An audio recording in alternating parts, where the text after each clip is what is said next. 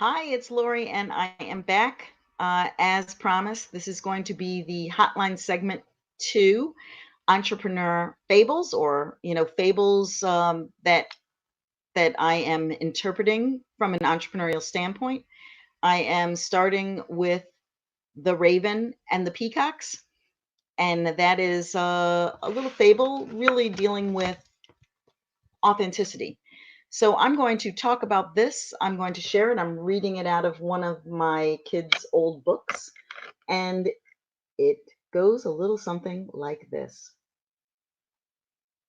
The Raven and the Peacocks. There was once a silly raven who hated his dull feathers. If only I had a magnificent tail and bright wings, how happy I would be. One day he found 6 cast off peacock's feathers and stuck them into his wings and tail. How fine I am! Ugh, in fact, I'm too fine to stay with the other ravens. I shall go and live with the peacocks. He strutted off to where the peacocks lived and mingled with them. The peacocks were furious, and they screeched at him and tore the feathers from his wings and tails. How dare you wear our feathers? You are nothing but a common raven. Go away! Go away! The poor raven made his way back to his brothers, who laughed at him. You should never pretend to be something you are not, they told him. You were born a raven, and a raven you will always be. The moral: fine feathers do not make fine birds. Now, let's deconstruct this story. Now, at the essence, fine feathers do not make fine birds. That is actually the moral of the story according to the book that I'm reading, which is Aesop's Fables from my children who are now young men. It's from their earlier library. I still have it because I love children's literature. But back to the point. And the point is that this idea of, at its core, the main moral of being authentic, that embracing who you are, not putting on airs.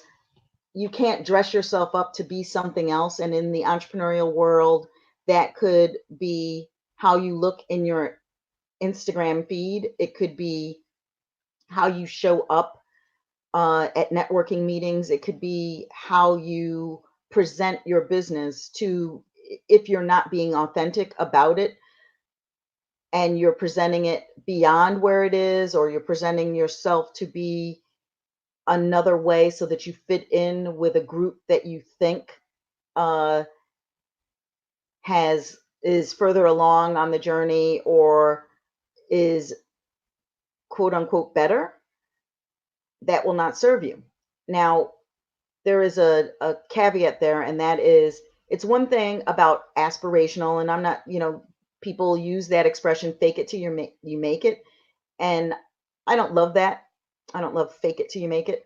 I like the idea of, living into your vision of who you want to be, which sounds super wordy because it is, but it is more in keeping with what I mean to express, because I think that, much like, seeing, you can't be something that you can't see, or that's not true. You can be something that you can't see. You can't, it's hard to do something that you don't envision, that you can't envision it before it happens. It's so much harder to realize it. And when we see ourselves, as an entrepreneur, you want to get started and you want to be a part of a community that is building in, let's say you want to start a donut shop, and you have to first see yourself as that donut maker. What is the experience that you have, and what's real for you? Now, you don't want to appear to be, the world's greatest donut maker, essentially putting on those feathers to appear to be something that you're not. You can start a donut shop that becomes a great donut shop by having a great concept and connecting the dots between what you need, what how you envision the uh, the journey, or how you envision the shop being, and finding the right people. So you find a great pastry maker, or you find a great home maker, someone who is able to create the product, in this case, donuts, of what you would like to have in your shop. And then you can add value, or you can, the reason it will be your shop is because it is your vision, and how you decorate that shop, and how you uh, source the elements for that shop. So if you're aiming to do something now, it's my impression that you should be a responsible entrepreneur, which means you should be looking to responsibly source, and you should be considering your environment, your employees, and your social impact, as well as your environmental impact. And by creating that, then you would be looking into, where do you get organic ingredients, local ingredients? How do you really connect with where you're at, so that it is the most authentic? So the common raven approach: don't try to be something that you're not. You can Donuts, for example, in Denmark is not indigenous, or is not native to Denmark. They have Berliner, which is actually Pfannkuchen, which is German, a German donut. It is a different type of donut than the American donuts, but basically the American donuts is rooted in the Pfannkuchen. So it all is rooted the same place, but the donut epidemic in America has not hit in Denmark, although there is an increase of donut eating and donut making here in Denmark over the last few years. It's still not a huge thing. They The idea of doing it, therefore, if you were going to make a Danish donut, what would that look like? Maybe it's because you're making a donut that could be American or German, or from another land of which I do not know, that makes a type of donut, that you would, through using those local ingredients, you are doing your take on it. That would be making it a more authentic donut to the location, while also being authentic to the actual idea of this donut.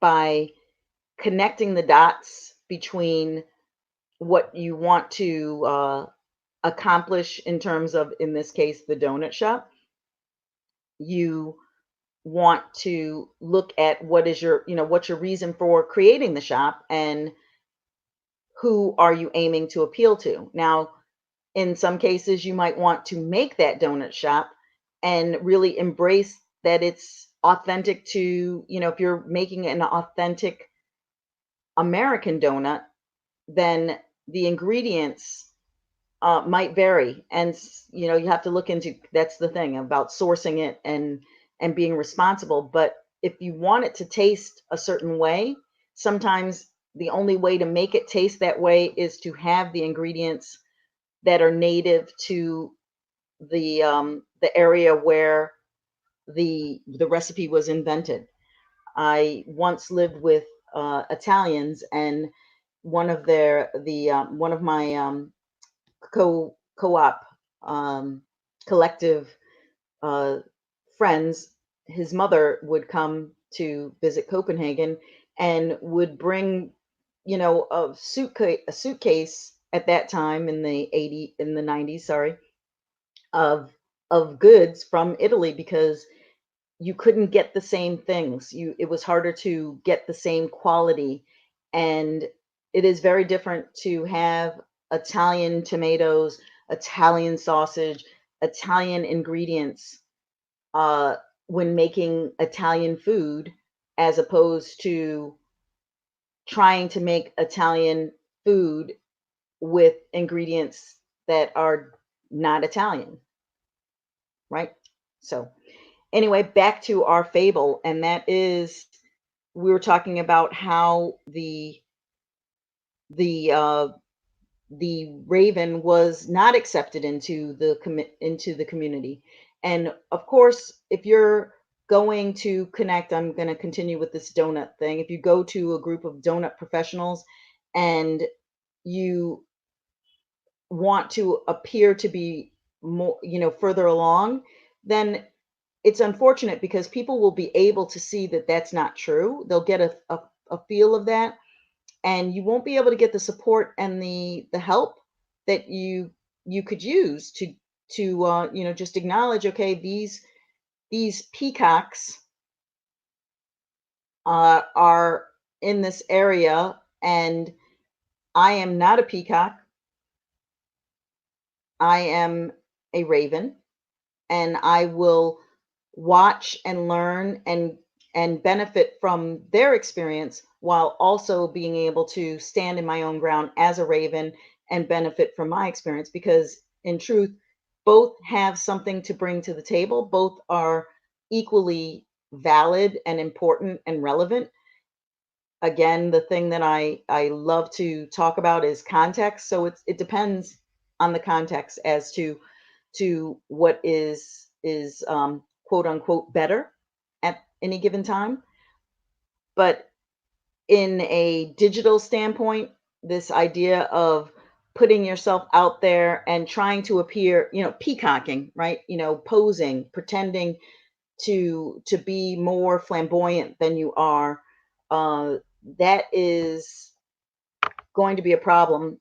Not if you are, working towards becoming more in your business. And with the branding, I work with branding, and so yes, polish, but the idea of polishing that who you are, not completely making you over into something that has nothing to do with you or your brand or your aspirations and the market, and just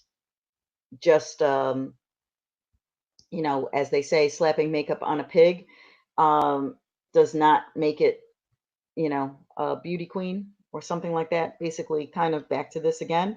Now, when the one part is that the peacocks, or that the group that you are pretending to be a part of, will, dismiss you and not accept you.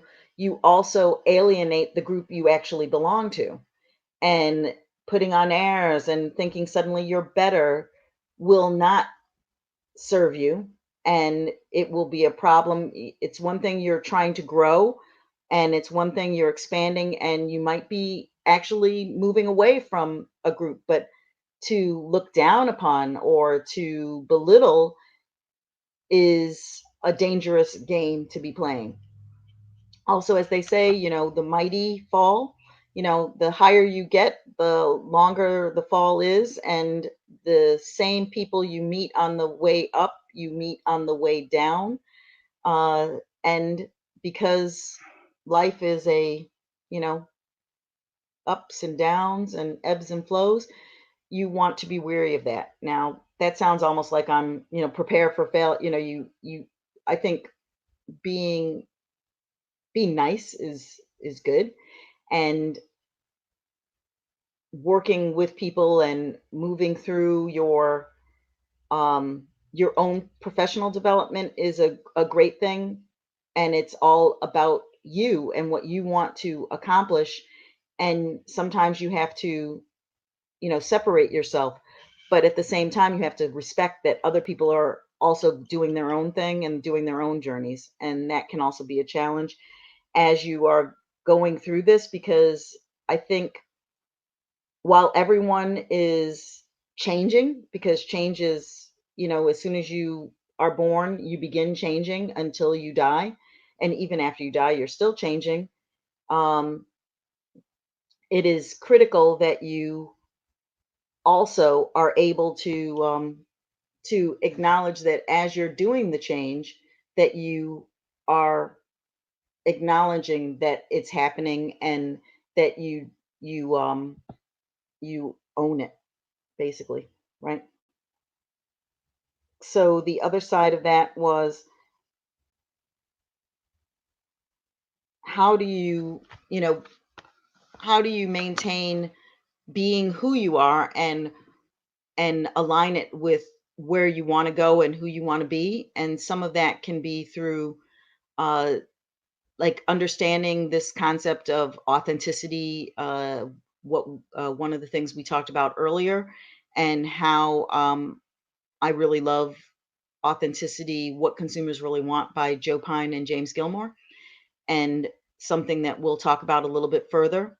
And then it will give you a chance to look into that a little bit further, but also to align it with how your experience can be developed over time. And that can be through, setting your own goals, setting your own intentions, setting your own vision. And that can be through creation of a vision board or goal mapping. And there's a lot of resources and a lot of models for setting that up that can also be really, really helpful and and entertaining to actually put together. So, yes, we talked about the raven and the peacocks, and, be a raven, not a peacock, not because peacocks aren't great, but if you're not a peacock, you don't want to be pretending to be a peacock, right? Never a good look. So, that is my little, fable section for today, and or for this segment anyway. We'll be looking into fables along the way and other lessons that might be learned through this quick form of literature, and how it applies to the entrepreneurial spirit, and how it applies to entrepreneurs specifically. I will be exploring a little bit more. I mean, I have my favorite ones that I'll get back to, but I'm looking into some of these other lesser known fables to share with you, because it's a good opportunity to test out some new content and see how it goes, how it feels. I'll know a little bit more, how it feels for me when I have a minute to kind of reflect and have some distance, and take a look at it also in the replay, and will most likely, cut it up and shrink it down so that the content will be more efficient and more powerful for you to use and leverage. So thank you, and we'll be going to the next segment.